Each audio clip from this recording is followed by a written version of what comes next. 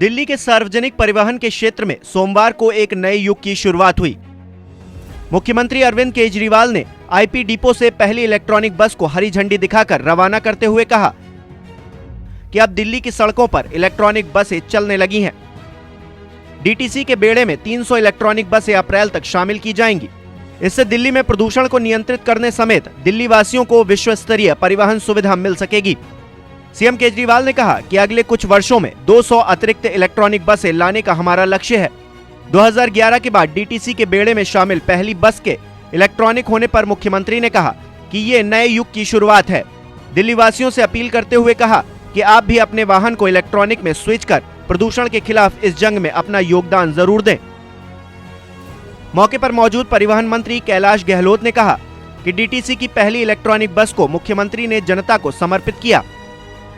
पर्यावरण अनुकूल परिवहन को बढ़ावा देने के साथ ही हम दिल्ली वासियों को विश्व स्तरीय सुगम परिवहन सेवा प्रदान करने के लिए कटिबद्ध हैं। मुख्यमंत्री अरविंद केजरीवाल ने डीटीसी की पहली इलेक्ट्रॉनिक एसी बस का उद्घाटन किया। ये बस रूट संख्या E44 पर आईपी डिपो से सर्कुलर सेवा के तौर पर रोजाना सुबह 5:30 बजे से रात 8:20 के बीच में आईपी डिपो से उपलब्ध रहेगी। इस मौके पर परिवहन मंत्री कैलाश गहलोत और दिल्ली परिवहन निगम के वरिष्ठ अधिकारी एवं कर्मचारी उपस्थित रहे। उद्घाटन से पहले मुख्यमंत्री अरविंद केजरीवाल ने परिवहन मंत्री कैलाश गहलोत के साथ बस के अंदर यात्री सुविधाओं का मुआयना भी किया। मुख्यमंत्री अरविंद केजरीवाल ने कहा कि दिल्ली की पहली इलेक्ट्रॉनिक बस सड़क पर उतरी है। ये दिन कई मायनों में बहुत महत्वपूर्ण है। आने वाले वर्षों के अंदर जैसे जैसे पुरानी बसें हटती जाएंगी, नई इलेक्ट्रॉनिक बसें दिल्ली की सड़कों पर उतारी जाएंगी। प्रदूषण को नियंत्रित करने की दिशा में ये एक अहम कदम है। इन बसों से ना तो आवाज आती है और ना ही धुआं निकलता है। हमें उम्मीद है कि अप्रैल तक 300 बसें और आ जाएंगी। अब आपको बताते हैं कि कहां-कहां से होकर गुजरेंगी सर्कुलर ई बस सेवा।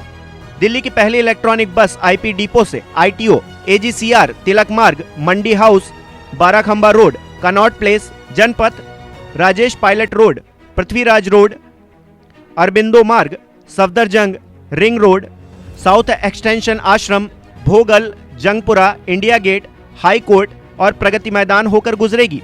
इस बीच कुछ मेट्रो स्टेशन भी होंगे ताकि यात्रियों को बस मेट्रो सेवाओं का साथ साथ इस्तेमाल करने का मौका मिल सके। दिल्ली सरकार की ओर से संचालित बसों का बेड़ा गूगल मैप पर है।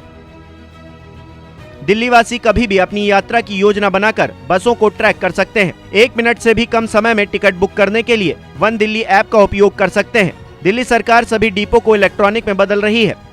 दिल्ली में पहले से ही 5 और डिपो बन रहे हैं। डीटीसी इलेक्ट्रॉनिक बसों के लिए रोहिणी, सेक्टर 37, बुराड़ी शामिल है। क्लस्टर योजना के तहत 330 इलेक्ट्रॉनिक बसों के लिए प्रक्रिया चल रही है।